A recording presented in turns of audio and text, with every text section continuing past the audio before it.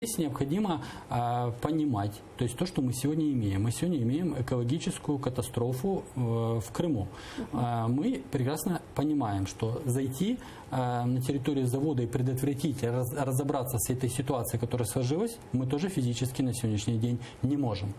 Международные независимые организации не пускает Россия, потому что она не хочет показывать, что там на самом деле происходит. Что у нас остается? Помимо всех экономических аспектов, о которых я позже расскажу, есть еще немаловажный аспект, что на территории завода пробурено порядка 10 скважин, которые качают воду с озера, которое находится под Херсонской областью. То есть еще экологический ущерб наносится непосредственно Херсонской области и выкачкой пресной воды с подземных источников для производства. Посредством этой воды работало производство по сегодняшний день.